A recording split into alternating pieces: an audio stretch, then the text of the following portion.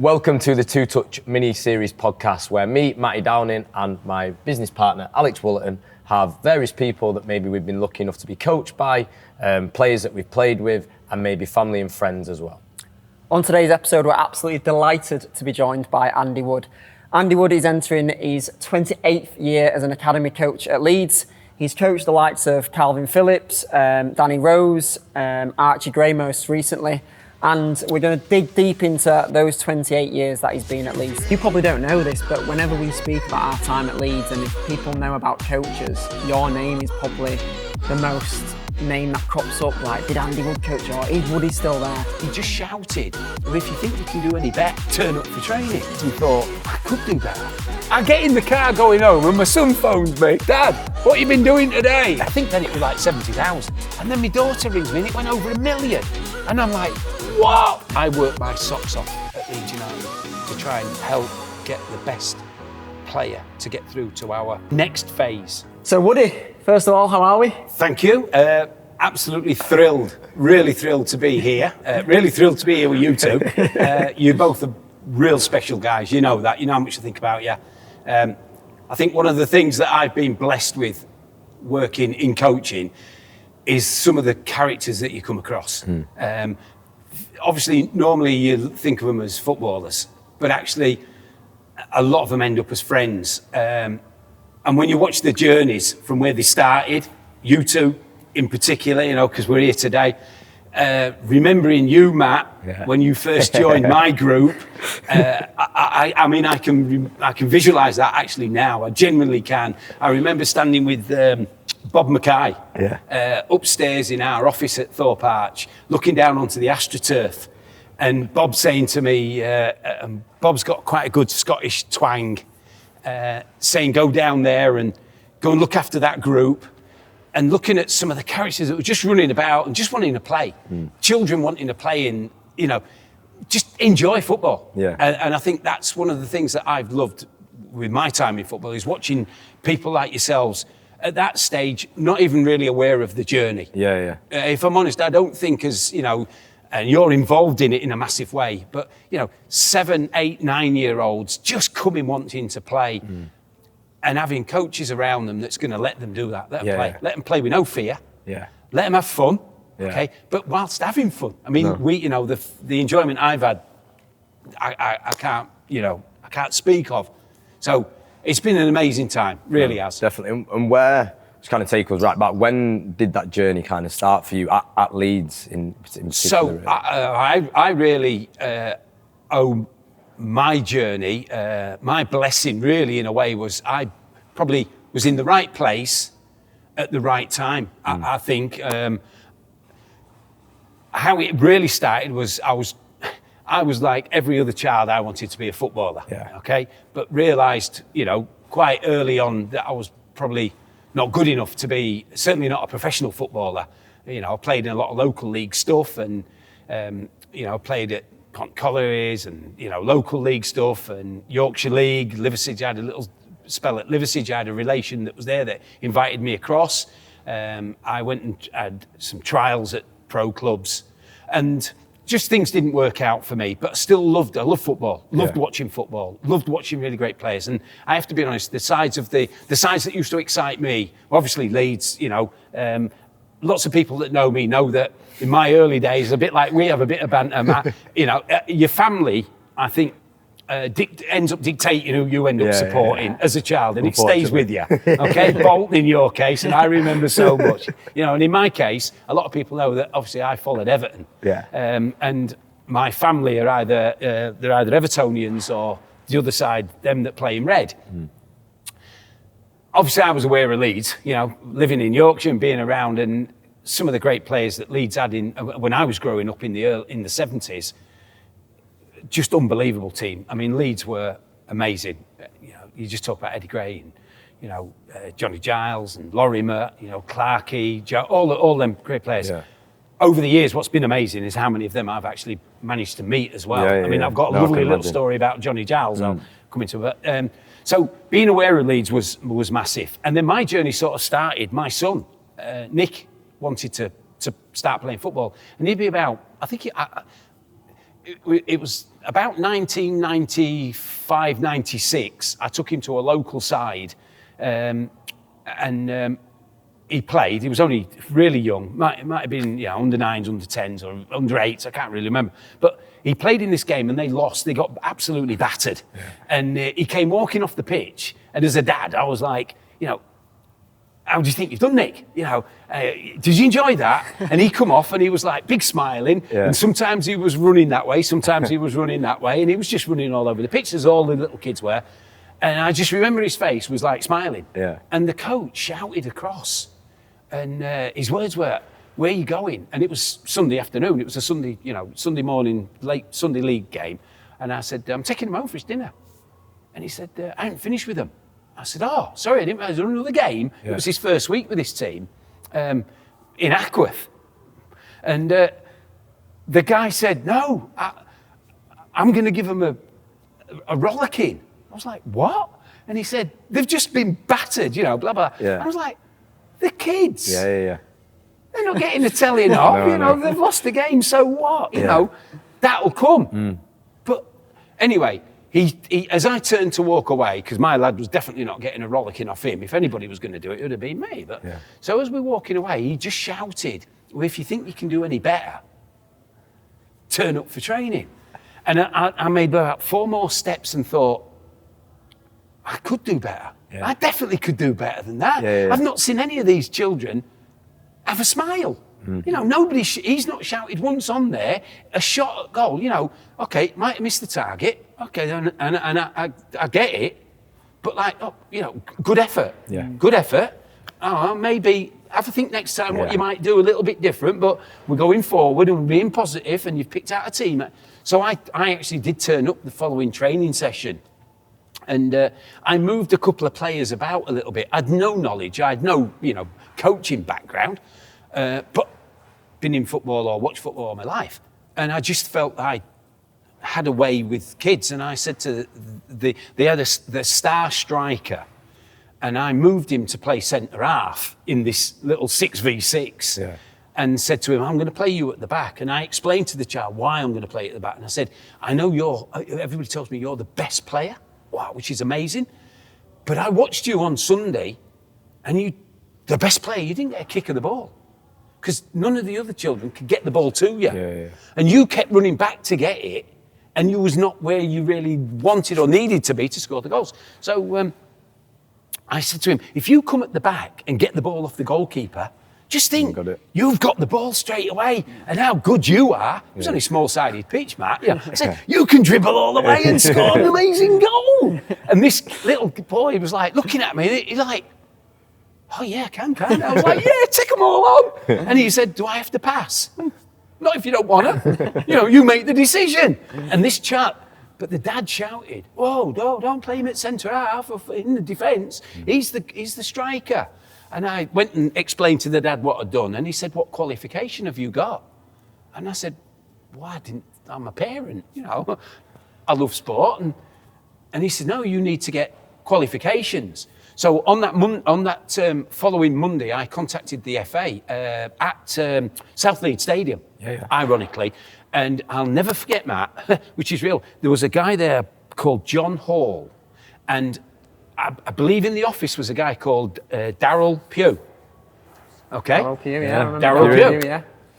And I spoke to him and I explained this little story and, that I'd had trials and I'd been down at Welling United and, it hadn't worked out and, genuinely I wasn't good enough, but I really had a passion for coaching. But I wanted to coach the right way. I didn't want to be somebody known as failed at something or not good at something and then not being able to do it in the correct or proper way. Yeah. So when I spoke to John Hall, he said, well, it was Easter. And he said, "You've dropped on. In some ways, you're lucky because if you have time, next week we are running the old prelim course or level 1. I think it's level 1. We're doing a course at South Leeds Stadium and somebody's dropped out and we've got a spare spot. And I had my own business at the time. So I said to him, I can turn up. I can come. I'll come for the week. So I went Monday morning, lots of young coaches there. In fact, what was really strange or really weird was on the course, I didn't know at the time, but 2 fellow Leeds United coaches were on there. There was a goalkeeper coach on there. I can't first name. Miller was his surname. Good goalkeeper coach. And I think Rudy, no, not Rudy, John Constable. Right. I think it might have been John Constable on there. But there was 2 Leeds lads on there. Yeah. And so I looked at them in awe because they'd got Leeds kit on and whatever. I was like, wow, Leeds United coaches. Anyway, did the first couple of days on the course.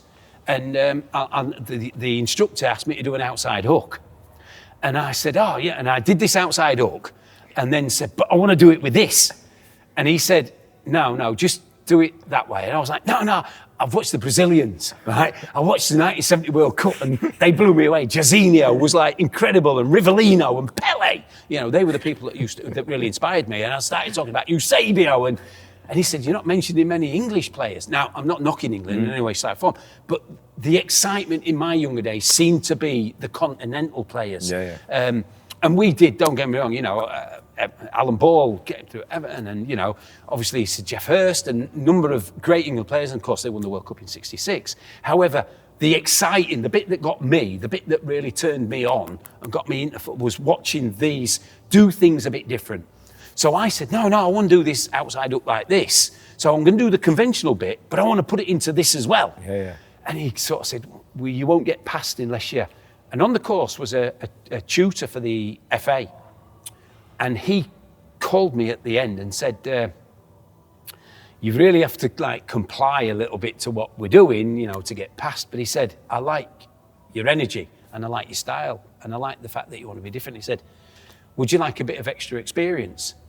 And that turned everything I ever did. Because this guy, he said to me, on Tuesday, I'm driving to my son's team. And he said, I've spoke to my son about you. And I've said to my son, could you come in and do a little session with these group of under-12s? And I said, oh, fantastic. I'd love that. He said, right, I'll pick you up at the Moat House in Doncaster Tuesday. So I thought I was being picked up at the Moat House in Tuesday because I didn't ask him, and going to, I don't know, you know, Moorends Juniors or Hatfield, you know, Harriers or wherever. So he gets in the car and me and this Eddie are chatting away, and I didn't even really know him, and we're chatting away. And I'm in the car about 35, 40 minutes thinking, we're definitely nowhere near Doncaster here. Like we're going south, you know, he's abducted me.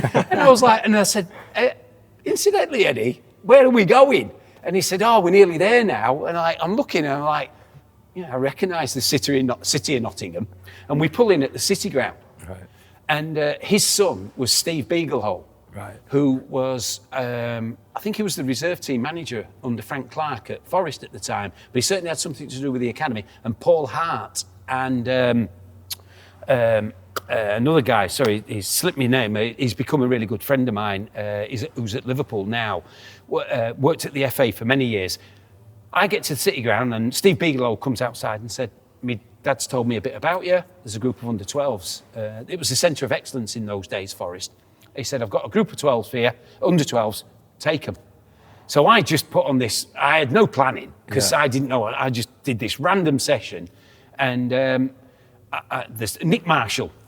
And I met Nick Marshall, who ended up being a real big name at the FA. And he's now working at Liverpool. Right. And he's got a really top job at Liverpool. You know, used to work in conjunction with Klopp. And also with, which is Leeds United now, our new academy manager, Martin Diggle. So, and Martin worked at the FA, and many years later, obviously, I got to know Martin really well. But so I met this Nick Marshall, and Nick was like, "Oh, I've heard a bit about you." I put the session on, cut it all short, did some random stuff with the kids, but drove them. You know, really drove them, encouraged them to play with no fear, and just put this. I think I did a passing and a shooting session, and at the end of it, they asked me to come back on Thursday. So I did this for a couple of weeks, and then they said, "We need your bank details." So I was like, "Oh, okay, yeah, fine." I said, "But I don't really do banking and stuff." I said, "I'll pay you cash. What do I owe you?"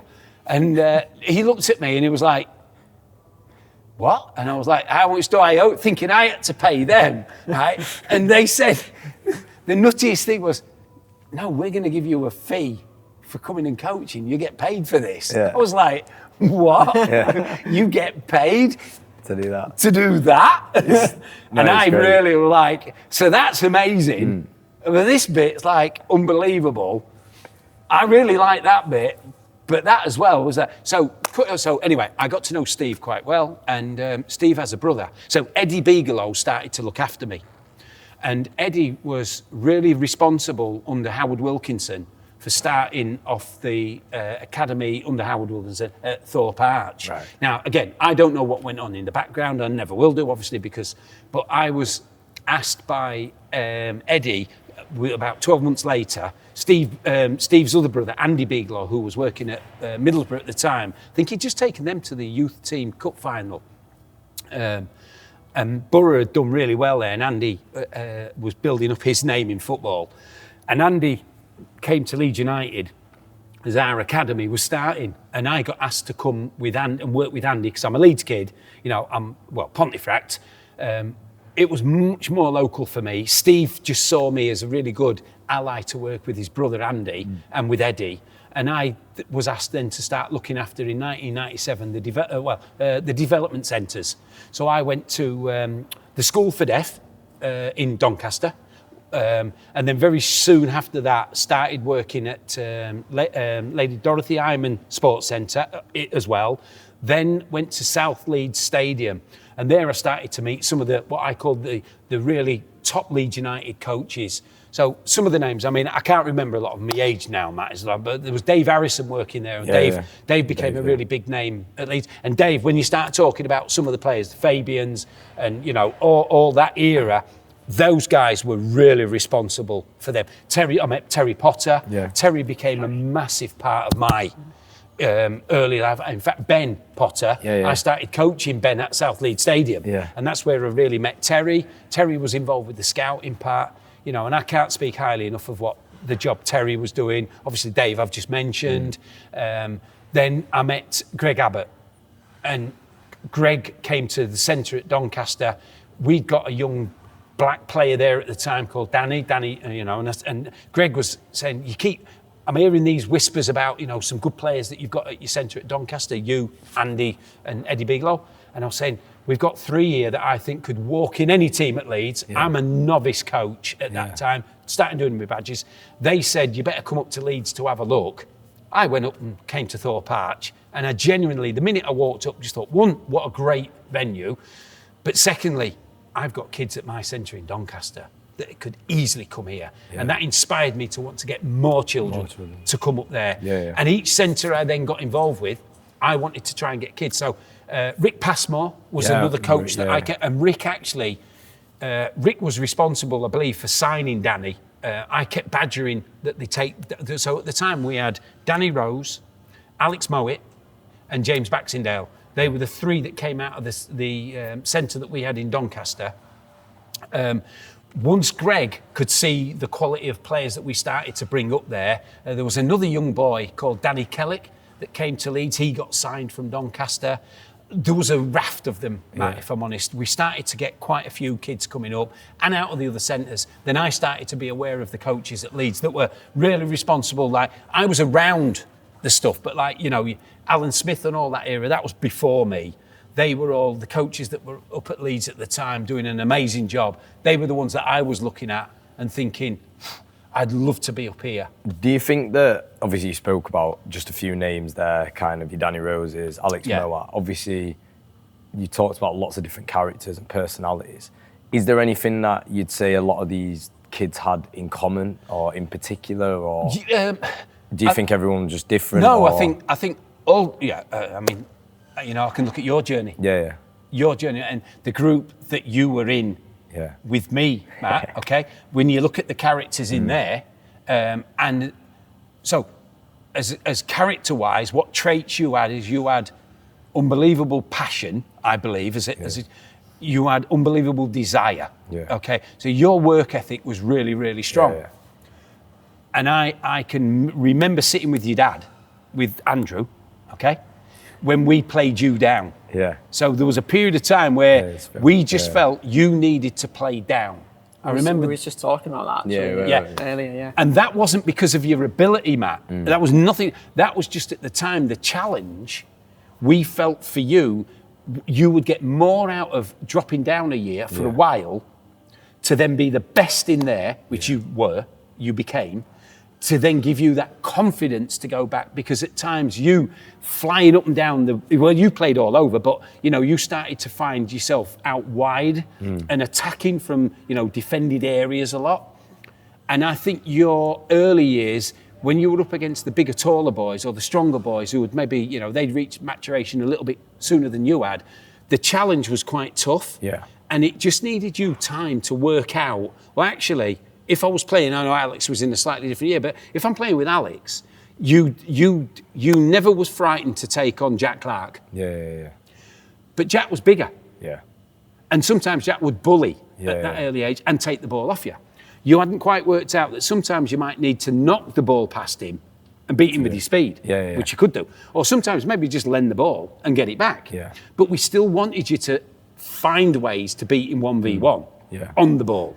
I think it's interesting because I think even, obviously because we've coached, when you start to coach more, you sort of get that concept more. Yeah. But from a parent's point of view, if it's like, sometimes you take it head on and you think, well, my kid's playing down. Yeah. Is he miles off Is where he he struggling? needs to be? Is he not where he should be? And I think it's just important, isn't it, that people know that. It's a trust in the coach, isn't it? It's unbelievable, Alex. And when you can sit with parents like yours and you can say to them, we really value and love your child here. But at this minute, the reason we are thinking of playing up or down, because it goes both ways. Yeah. Some children, you look at Harry, look at Archie. Archie flipping heck goes into the first team. Everybody talks about, or a lot of people talk about Archie's journey. From under 18s into the first team. What an amazing journey! And yes, it has been. But they actually forget Archie came in at 6 or 7.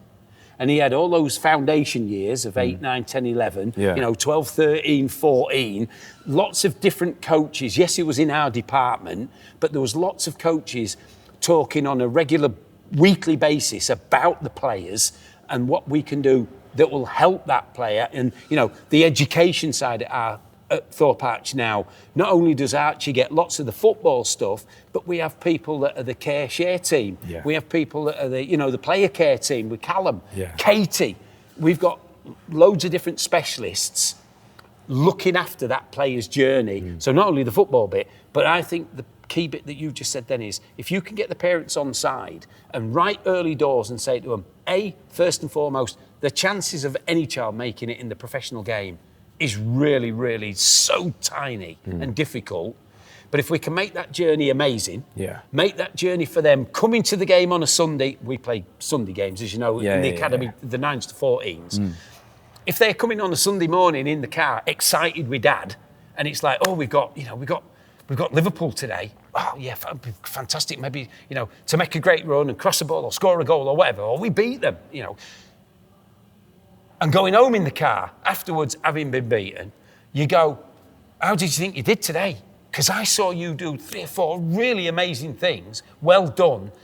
Focus more on that bit. Yes, we would love to win every game. We know that's probably not a realistic outcome, but we have to just make sure, I think, that journey, the child gets to understand, try and play with no fear, because as you get older, it gets harder. Yeah. The risk-taking element comes in more. So if we can get that journey with the parent and say, look, there'll be dips. There will be dips. Even the top players have dips. It's understanding when we're in them dips, there's people around to try and manage that. Yeah. And also, by the way, there'll be dips that they don't come out of. Yeah. How do you manage that then? Because your job is obviously really, really difficult, where you're obviously fantastic with the kids and you manage those dips, but ultimately, when they get in the car with the parents and that door shuts, you obviously can't control that, can you? And I remember when you just said it there, I always used to be buzzing for games at Leeds. I'd go, whether we got beat or not, you'd obviously be frustrating yourself if you didn't play as well, but, when I look back at the 9 years I was at Leeds, it was fantastic. But then you also can't control what certain parents are like. Correct, and the pressure that they get from other places. I think that's something all of us, club, coaches, people involved in the game, and especially, the stuff you're doing here now is so vital to that, because you will inevitably come across some really nice talented players. Yeah. You'll come across gifted kids, you'll come across kids that just want to play. And those that have got a bit of an opportunity and you might recommend to whichever club, hopefully it comes to Leeds, you'll have a little input to say to them, look, they've done really well you've done really well here, and we think the next part of their journey needs to be, whether it's, better grassroots clubs, higher level Saturday clubs, pro clubs, whatever it be, the parents understanding that it's just a bit of a process, right? The journey to the end is probably going to be really, really difficult. However, we have to try and make them right from day one. It's funny, we had a meeting at Leeds yesterday with some of the management team, and this got raised from one of the senior managers about, can we try and inform parents much earlier, right at the start? And we do a lot of this. We do genuinely get parents in right at the start, and we have parent workshops where we talk to them about, the journey, so the game time. Some get a bit more game time than others. And it doesn't mean that your child is not valued or not the best player. There'll be some weeks we might, as they're getting a little bit older, some boys will actually purposely be left out, not in the starting lineup. Because as that journey carries on, they're going to have to deal with sitting on the bench when the manager probably thinks he prefers that starting 11. And no matter how good you think you are, he just doesn't fancy you. Yeah. Another manager comes in, and lo and behold, you get a run in the side. I can remember yours, Matt. I can remember, I genuinely can remember talking to a manager at Leeds that I got on with that came and watched one of your games or game you were playing in, and said to me, he'll play for the first team. Yeah. I really like him. Yeah. And I was buzzing because obviously I was part of your journey, and I went away like underneath thinking, I'm going to get another shirt. I'm going to get a Downing. I'm going to get Downing. Right? I never got one, but I'm going to get Downing. Right? And then injuries and stuff which we can't control.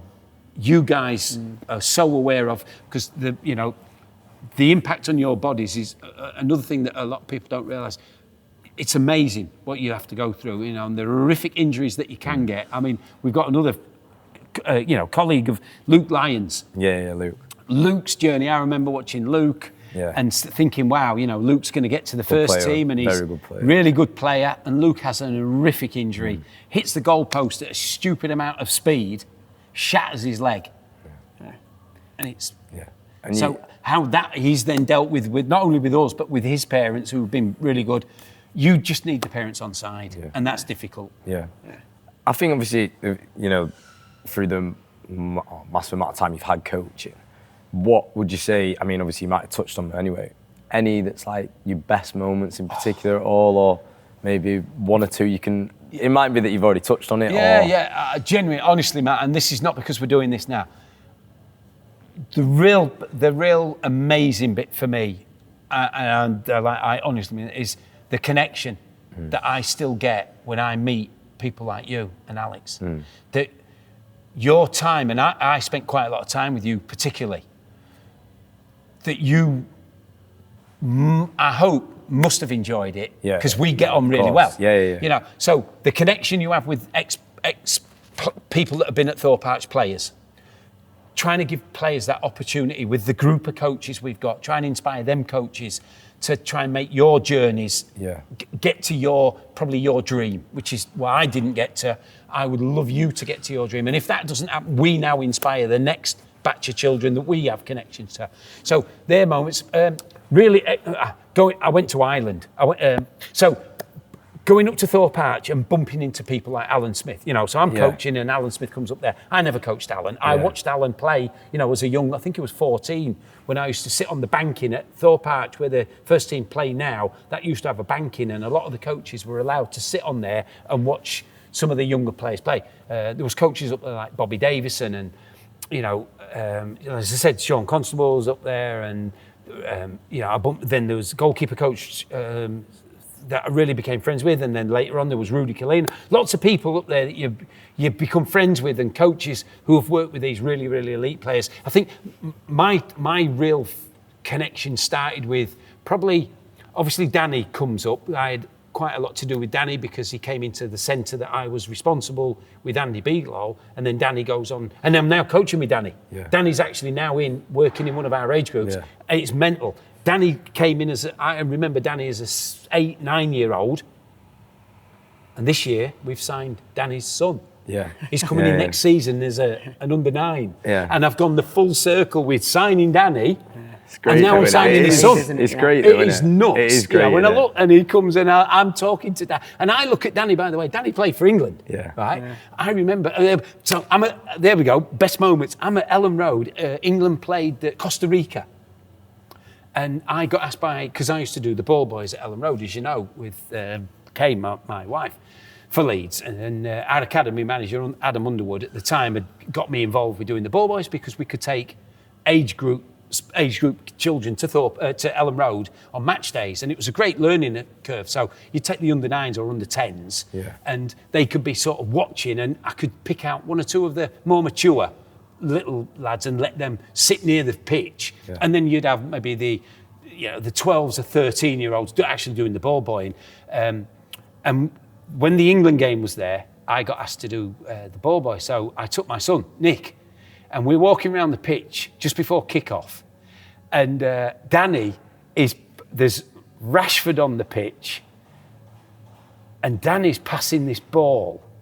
And it might have been to Harry Kane. I can't think. But anyway, I'm looking at Danny as I'm walking around, and my son nudged me. And it's all set up. They'd got the flares ready for going off. Yeah. And it was an amazing atmosphere at Ellen Road. It was the last game before England went off to play in World Cup or the Euros or whatever. But so I'm walking around, and my lad just nudged me, and he went, "There's Danny there, Dad. It's Danny." And we're near the halfway line on pitch side, so we're really close. And I said, yeah, no, I can see him. And he went, "I wonder if he'll remember you." Yeah. Right? And I went, "Yeah, I think he will." Right? And he's like, because my lad was only little. Right? And he's heard loads of stories. And I went, "Yeah, go on, I'll shout it." And he went, "No, don't." Right? And I went, "No, I'll shout it." So I said, "Dan." Nothing. Obviously focused on the game. Walking a bit, "Dan." Nothing. And I thought, he ain't looking at me here. So I give it a "Danny," right? And he turned, and he stoic face, looked at me, and then he just cracked out with his smile. Yeah. Left the ball, right? He's just about to play for England. Yeah. And he come jogging over, give me a hug. And I went, "Damn, my lad's just asked, do you still remember me?" And Danny went, and he said, he had that tash when I were about 8, right? And I just cracked up. What was amazing was, so England played, game finished. I'm collecting the stools after the game and tidying up, as we do for every home game at Leeds, and we're just getting the stools ready to take them and put them in the groundsman's hut. And Danny came out the changing rooms, and he came walking out, and he walked over, found me, and he brought his shirt over. Oh, that's nice. It's great, And he was like, "It is fantastic, isn't it?" And I was like, "Whoa, Danny, you didn't have to do that." Yeah. And I remind him of that story now. I keep saying, "Danny, I've got, every time I walk through the door, I've got your shirt on my wall now." Yeah. And he's like, "I said, it's a bit embarrassing now, because I'm like a fan that's stalking you." Yeah. So I've met some amazing people. I've worked with some amazing coaches, Matt. I still feel privileged every time I go through them gates at Thorpe Arch. My passion is to find and help the next player play for this football club. I love Leeds. It was very early on, you start going to a few of the games, being a massive fan with Bolton, it would always be in the early years, you look at the Everton result and then Leeds. I knew that I'd turned when Leeds played Everton in one of the League Cups or Worthington Cups or what it was. Aidy White scores an amazing goal. And me and my lad both lifted out of the seats and then looked at each other and went, "What are we doing?" Right? And we knew we'd turned. It had happened. And I thought, it never can. You can't. It's in. But I'm Leeds through and through. I want to be a part of finding the next best player. And when people like Archie, go to the first team. Kalvin came in as I think he was 14, under 15. Sonny Sweeney, another amazing person that's done great work with Terry Potter. I was lucky enough to be around. There was a coach at that time called Phil Wilson. He went into Phil's group, I believe. I took some sessions, so I was around. They were the guys that coached them. My era really started, as I said, where I was really involved with people like yourselves, with Jack, goalkeeper Huffer. Will Huffer, centre half who used to Liam Kitchen. Liam, a great character, you know, but Joe Latibodia. Yeah, Joe Latibodia. Yeah. Joe done amazing, you know, and I look at, and then Lewis Cook. Yeah. You know, I was lucky enough to take the 18s for a year with Jason Blunt. Yeah, I remember, because you did, obviously you're back doing the younger kids now, but I remember that you did that little stint with. Well, with within Blunt, there, they had Bailey Peacock Farrell in goal, Tom Pearce. And then two real great characters within there. A lad called Robbie McDade that played as a 10, and Frank Malone. And Frank, I really enjoyed. Frank was quite a character and quite difficult to work with, but Frank did one thing that I thought was incredible with me. We went down to, I think it was Watford we were playing, and I took the team, and I went down with Chris Coates. Coates, And 3 minutes before half time, we got a penalty. It was 0-0. And I'm taking the 18s, and it's quite a responsibility to come back to Adam Underwood and say, you know, how you've done, and you've managed this group with some potential first team players in there. And we got a penalty, and Frank tried to do a Paninka, and the keeper just got a finger on it, tipped it onto the bar, smothered it. Well, Frank and Robbie had a bit of an argument before the penalty. Robbie wanted it, and Frank moved him away. And as they come off, these two are fighting, like having a real ding. And I'm in the dugout, and I'm only little, and Frank's coming towards me, and I'm thinking, right, how do I address this? And I went out to meet Frank, and Frank was like, his eyes were already burning, like, whatever you say next, Woody, better be good, because if not, I'm going to kill you. And I said to him, Frank, that was incredible. That blew me away. And he was so taken back because he expected probably a rollicking at that age. And I said, Frank, picture this. Ellen Road, the cop. You step up, do that. I don't know what the cop holds, 15, 18,000. You score. The cop goes wild. The board of directors on Monday, they'll come and ring you because they'll sell another 5,000 shirts with your name on the back. And I went, that's incredible. I think it's that, but that coming back to that thing, you know, obviously said that no fear thing, isn't it? Where a lot, I think, could almost coach it out of kids, can't we? Like in terms I'm probably convinced that you couldn't find another coach in England after an under-18s game where you would have that reaction to a player. That is unbelievable. What happened though, Al, the mind-blowing bit for me for that was, I obviously didn't, I thought really carefully what I was going to say, and some of it was managed, but I didn't expect the reaction, and this has helped me with my journey. So Frank's looked at me, and he's realised I'm being serious, because the way I'm going like that, Frank, you know, can you imagine a player doing that type of trick, that type of skill? It would be on Match of the Day, you know, it'd be on Sky Sports, it'd be all over. Everybody would have it on YouTube. Wow. And I said, but unless you tried that, you'd never know what would come. And he said, cheers, Woody. His words were, cheers, Woody.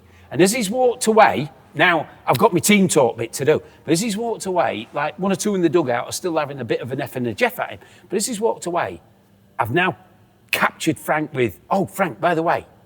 So he's on my side now, and he's turned, and I've gone, do me a favour, Frank. I could do with 2 goals off you in the second half, because if I go back to my gaffer, Adam, and we lose, and you've done that, I get the sack, right? Now, Frank doesn't score 2. You know, it was Frank, but he makes a couple of goals, and we win 3-0. I'm coming back up the bus, and I genuinely think Neil Sullivan might have been on the coach at the time, who, unbelievable player, unbelievable coach. To be in his presence from someone like me, I look up at Matt all the time. He used to sit in our office, and I'd look at Neil and think, this guy's done everything in the game. I'm being chipped by Beckham, by the way, and that's put up with that, right?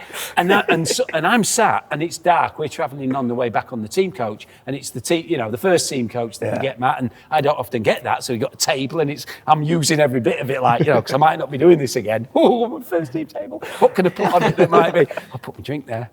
I don't have a drink. And it's dark. We're travelling up the A1. We're coming up the A1, and over my shoulder, Frank. He knows I drink black coffee, as everyone knows. And he puts a black coffee over my shoulder and just tapped me on the shoulder and went, cheers for that, Woody, and went back. And that, to me, was like, wow. That the power of that. And Frank, again, became, you know, someone that, Alex Perver, who's at our club now. Alex, unbelievable. Great guy, what a guy. You know, what a young coach he's going to he's doing our 18s at the moment with Rob Etherington. Them two are just so inspirational around the kids. Those type of characters, if you can give a little bit to guys like you guys, you know, you're the future. You know, we're getting old now and we've got some experience and stuff, but you guys are the future. You're the ones that's going to inspire the next players to play for this football club. You're the ones that's going to get, you know, Leeds are going to be great again. You know, we really are going to get back into that Premier League. And we've got to topple Uniteds and Cities. We've got to get them players. Well, I'm going to lead on to something that obviously a bit of an elephant in the room. If people didn't know you before, they might have seen you on social media, Woody, because a video that I clicked on Twitter one day was just you speaking how I remember you speaking 9 years that I was at the club. But this time, obviously, someone was recording you. Yeah. And I remember, even with the parents in our academy, I was getting messages left, right and centre. Mixed reviews, like some agreeing, some not agreeing. But I think 7 million views. It went ridiculous, a video on you. I had no idea that had been filmed on the day. It was a team that had come over from Australia that a previous head of coaching had organised. Would we do a coaching afternoon for this travelling team, which we were obviously delighted to do. And myself, Alex, and Nigel Gregor, who coaches our under 14s, the three of us decided, I'll tell you what we'll do like some little fun skill stations just for this group, because we had no idea of their ability. We hadn't had any prior knowledge about them. We didn't even actually know how many numbers were coming. And as you two are both aware, I think I'm quite responsible for, at Leeds, our foundation age groups used to do a thing called the skill station night. And it was a Monday night, 9, 10s, 11s and 12s, all mixed in. It was based on playground type football where this came from me. So I was blessed at school to play with some kids that went on to play high level football. One of them went on to play for Arsenal, many games. Unfortunately, some other stuff he did, but he was an exceptional young talent. And I remember as a young kid at school, at playtime, when we used to come out into the tennis courts and play football, because he was the best player, he used to pick the team. And all the kids wanted to be in his team. Everybody wanted to play with the best player. And sometimes it'd be, he'd pick 5 or 6 kids and 5 or 6 young players, you know, and he'd pick the 5 or 6 and they'd challenge 7 or 8 or 9 kids in the tennis courts with a tennis ball. And I got selected one time to be in this team. And he called it his dream team.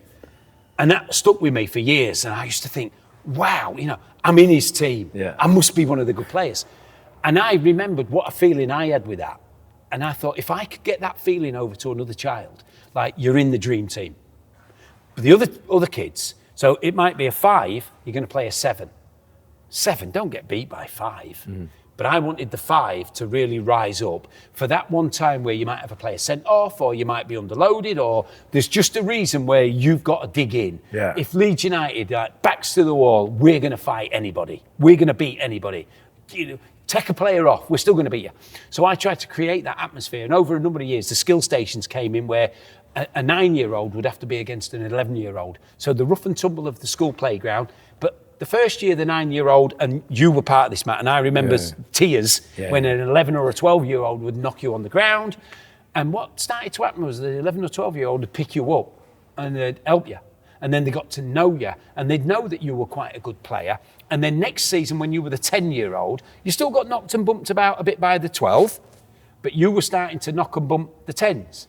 And when you were in the 11s, the best 11s would bump the 12s, and they'd definitely bump them. Yeah. And you started, as this cycle started, these 11-year-olds could play up or down.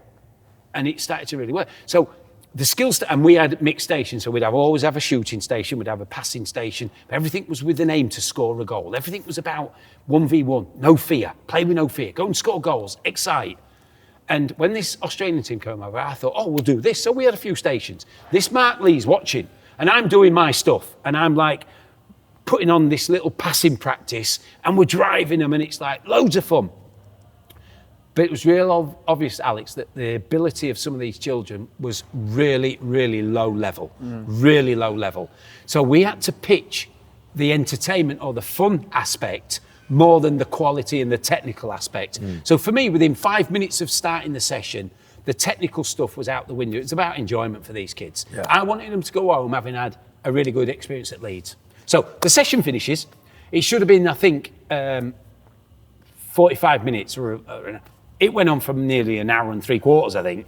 And we just didn't stop. We just carried on. And this Mark was, I remember looking across and he was like, because we're going and we're into it. And we just had a great time. And when it finished, he come over and he said, Woody, as I'm learning, he said, Woody, wow. He said, you three were unbelievable. Look at the kids. They didn't want to go. They genuinely didn't want to go. And he said, would you mind saying a few words? And I said, yeah, no. Now, of course, that gets asked often. We'll have an end of a session and you might just say, mums and dads, thank you for bringing them. I hope they've had a really good time. I hope your experience at Leeds United has been everything they've thought. What an amazing club we are, and we're proud of all our players here and we're proud we're going to make this club great again. They get together and they asked if they could do it under the Leeds United badge, which was amazing. So I wander across. Alex is collecting some cones and stuff, tidying up, and I just get asked. This Mark does a speech first.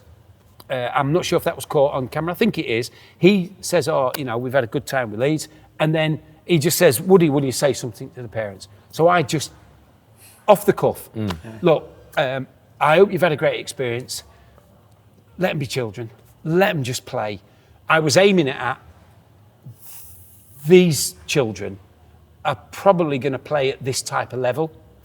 We're probably not looking at, it's going to be really tough for some of these to get to the level that a high level academy is going to be. So just let them play.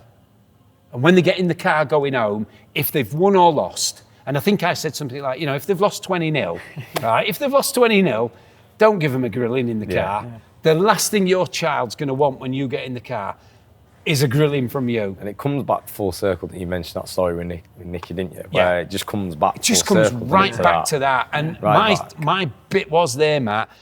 Look, if it's Leeds United, by the way, okay, there's games and you played in, and you alluded earlier, you were in a right group, Alex, by the way, because we've just mentioned, right, some players in there, right, did not like losing. No. Now, we couldn't drum that into you. We didn't need to. You knew when you went out and pulled that shirt on for Leeds, you wanted to win because that was that's what separates you. Your desire is self-driven. Yeah. We can fuel that, but we can't make that our primary focus. Our primary focus has got to making sure that you know how to receive a ball in the right way, or that you have the skills to play at a high level. So ours is a development plan. When you get 16s, 18s and 21s, you're beginning then to start to tapping into more about the winning. There's still a lot of an element of development even in our 18s now. I mean, look at Harry. Harry at the moment, he's 15 years of age and he's been playing with the first team. He's got such a period there where he's still got his development time, which is key. Yeah. But he's already way in front of lots of other kids. So I then said to him, look, just let them play. I walk away and I don't think any more of it. We'll have to try and get a little small bit of the video. Clip it to go alongside it. And then I get in the car going home and my son phones me. I don't do it. I think it was Twitter then. Yeah. And then it was gone to X or something. Yeah. I don't do Twitter. So I'm driving home and he says, Dad, what you been doing today? And I go, I've been at, and he goes, no, I know what you've been doing. I was like, how do you know? And he went, I think then it was like 70,000. And I'm like, what? Yeah. 70,000 per year, unbelievable. And then my daughter rings me and it went over 1 million. And I had no concept of that happening. And as I said, listen, I worked my socks off at Leeds United to try and help get the best player to get through to our next phase. So get them out of foundation into youth development, armed with the right tools, with a team of staff around me that all do incredibly hard work, with a team of management around us that work incredibly hard. We get, I know everything looks on the first team, of course it does, and that's the most priority, but every single first team player has to have come from somewhere, whether it's at our club or elsewhere.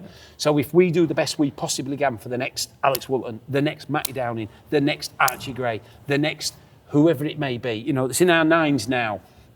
If we can arm them with no fear factor, going on Ellen Road in front of amazing fans, that for me then starts to arm them with the tools to go, do you know what, I'm going to go and show that lot. Because you're entertainers. You are entertainers. Well, I think that's been unbelievable, Woody. I mean, you probably don't know this, but whenever we speak about our time at Leeds, and if people know about coaches, your name is probably the most name that crops up. Like, did Andy Wood coach, or is Woody still there? And it's like 28 years now. It's crazy. And I think everyone sometimes perceives you as like, just like, you know, the fun coach and stuff like that. But I remember speaking to a school teacher this year. I think you did a little bit of CPD once. He came into Leeds United. And I remember he was saying you put on like a simple passing drill, and halfway through you just stopped, and he was thinking, bloody hell, this is good, the players are good. And you got the players and you was like, what are you doing?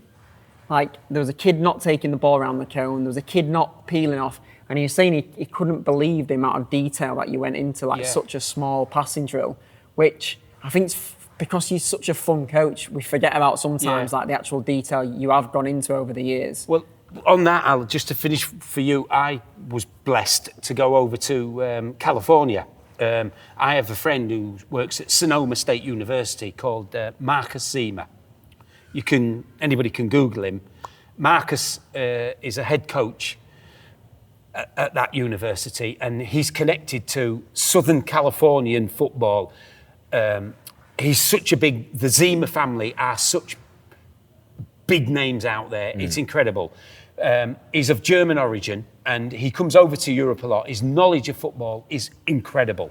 And I learnt a lot going over and meeting Marcus. And real quick, what happened was I was asked, or Leeds United was asked under Greg Abbott to coach a girls' team that had come. Well, sorry, the story was real. Leeds United were asked to coach a team, a team from California. And Greg Abbott came into our office one day, and there was Gary Chapman, another name from the past, all coaches I looked up to. You know, these coaches had worked with some of the elite players at Leeds. As I said, my bit is I was there and around, but I wasn't, you know, my age and everything, I wasn't blessed to work with the talent. I mean, we went to Champions League semi-final. Yeah. Wow, you know, what an amazing, mine's your era age, you know. Sometimes there's a site in Ireland, a supporters club, and they post things often. My daughter will ring up and say, "Oh, Dad, I've seen that you were responsible for Fabian Delp." I was like, "No, I wasn't. Absolutely. I know him, and he was there at the time, but I didn't work with Fab. But you know, I see him. But he was just a bit before my time. I was like, and those times, I was the development centre coaches where you're going looking for the talent and recommending it up to Leeds, which happens now. You know, it's full reversed. But so I was asked to coach. Greg came into the canteen and asked, and we had a coach at our place called Johnny Francis. Yeah. Johnny Francis. I've seen him the other day, actually. Johnny Francis. Oh, my word. What an amazing guy. Okay, again, I look at Johnny and think, I love him. I love him a bit. And I keep in touch with John now. I ring John regular, and I'd do anything for John. Yeah. Absolute. What an inspiration. And me and John were sat in the canteen, and there was a number of, I call high-level coaches in there, and there's little me. And Greg says, we've got this team from America, some Americans coming over. And nobody put their hand up. So I said, I'll coach them. I'd love to coach them. It'd be some experience for me. I've never worked with the American kids. You know, I've heard that they're quite athletic. So that might be a side that I might learn something from. And Johnny said, I'll come with you, Woody. And it was at Giggleswick School. I'll never forget, went to Giggleswick School for a week. And just before he walked out the room, and I mean, but he said, by the way, it's the under-18s Californian girls team. Well, there was about 12 hands went up, right? Not a chance. Me and Johnny are going there, and we worked with this team. But while we were there, this lady who was the head coach, it was the Olympic Development Program. They call it the ODP program in the States. So these players were really like talented footballers. And we got working with these. And I'll never forget, the girls came out. They'd had an horrendous trip across. They'd had a delay in the flight, a delay in the trip from Heathrow up to Giggleswick. I think they landed at Giggleswick like 3 or 4 in the morning. They had to be up, breakfast, and on the pitch for sort of 10 a.m. They were shattered. But anyway, there was a girl there called Robusta, Christy Robusta. And the girls will come out, and Johnny said, Woody, you do a little passing thing first. Let's see what they're like. And then I'll take a group, you take a group. So as I come over, I got the ball and I started juggling the ball. right? And I said, however many kick-ups you can do, right, I'll double. And about 12 balls rolled over to this Christie, right, from different angles. And I should have known straight away what a numpty I was. But I did like 10 kick-ups, right? And the ball fell off. And Christie, like, scissor flicked this ball up in the air. And I was like, just in that instant was like, oh, expletive, right? And she set off going. And she was using parts of her body, right? And I've gone, I'm counting, by the way, because I'm trying to still be like, 9, 10, it's going to fall off her foot in a minute, 99, 100. And then I was like, Christie, what's your record? And she's like juggling away, and she turned and she went, 3,800, coach. And I just stopped counting. And I was like, right, put the ball down, Christie. Apologies. We need to go into my level coaching. Never judge a book by a cover. However, the lady coach who organised the programme at the end of the week said, God, you and Johnny have looked after our girls amazing. They've had the best time ever. They'd been to Man City, been to Liverpool, just been given coaches that just treat them probably with little respect of talent, not in any other way, but like, they'll not be any good. Instead, we were all the academy coaches. She invited me over to California the following year, and I took them up on it, and I said, when the season finishes at Leeds, I'll go over. So I went over for 2 weeks and met this guy over there, just by chance, and his son was kicking a ball, doing very similar, loads of kick-ups, and I said, what's your name? Thomas. Hi, Thomas. And I said, have you thought about doing a little outside hook and do this after it? So we do that, and then we do something else, and then this little Thomas says, have you seen this, coach? And he shows me. I was like, no, I haven't seen that. I really like that one. Can you do that on your non-favoured foot as well? And he does it on the other. I was like, wow, that's incredible.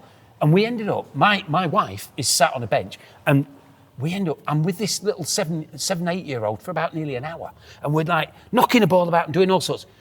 And then I catch out the corner of a window a guy with a beard looking, and anyway, he comes out, and it's Thomas's dad, and it's Marcus, and Marcus says, I see you've been with my boy, da-da-da. And we get talking, I'm at Leeds United, da-da-da. And he said, Thomas, he says that you've just done some of these things with him, and he's loved it. And I said, he's a really talented kid.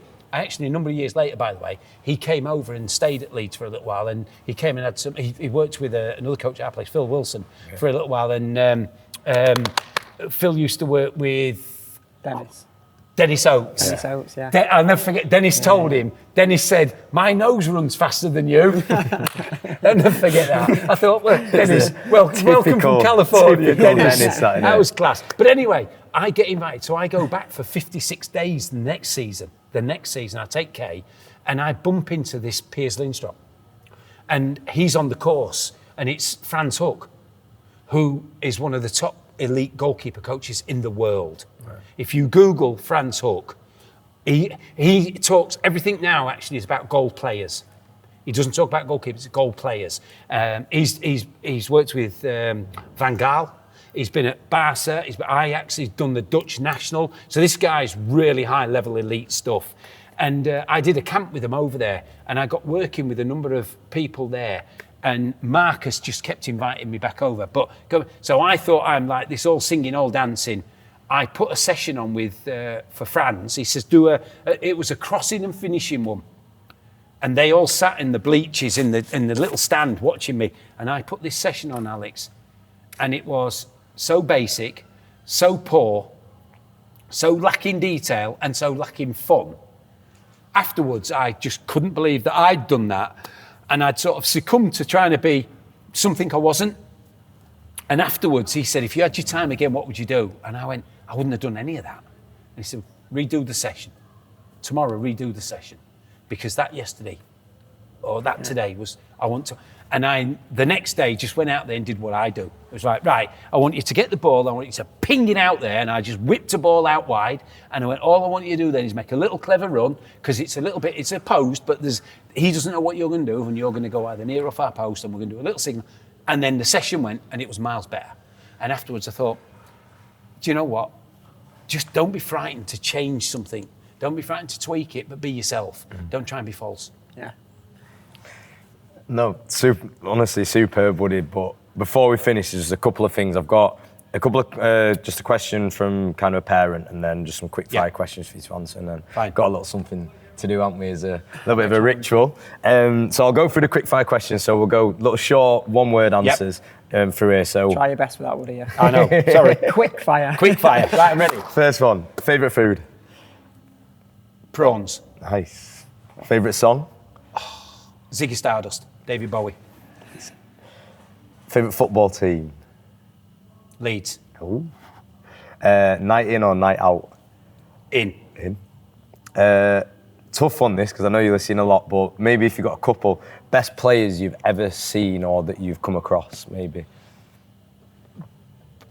Maradona. Pele. Luckily, so grew up in this, obviously born in 1960, birthday yesterday. Eddie Gray. Yeah. Watching Eddie play, Eddie was... Johnny Giles. One word out. Johnny Giles, the way he could pass a football was just inspirational. Sporting idol? Jack Nicklaus.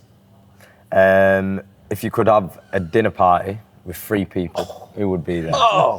Jack Nicklaus, Tiger Woods, you, Alex.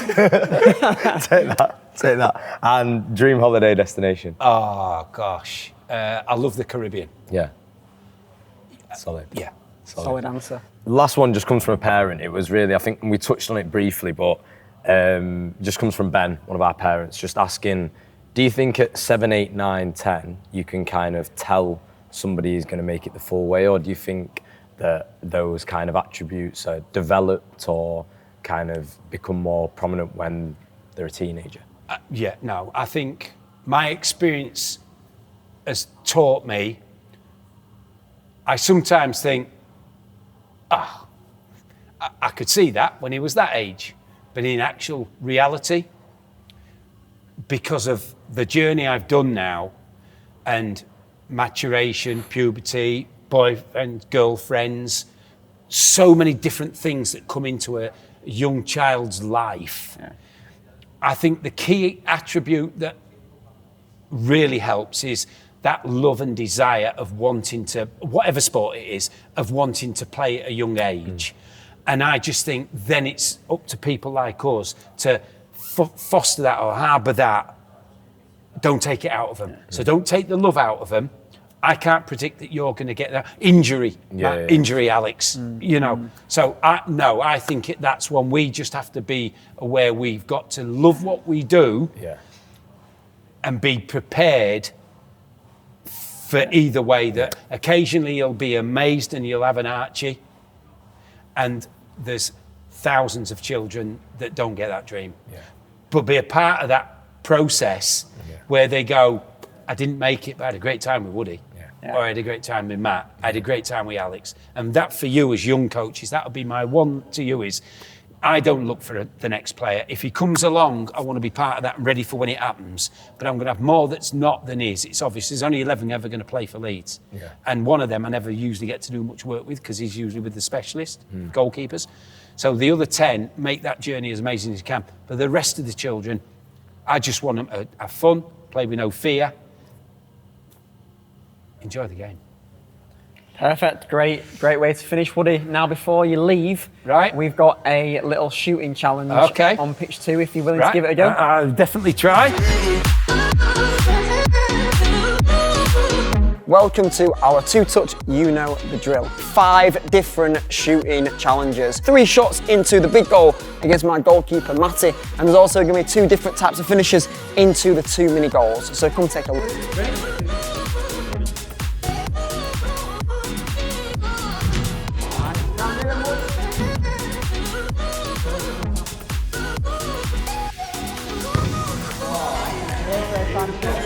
Big one. Nice, Woody, round the field, round the red zone, into the mini goal.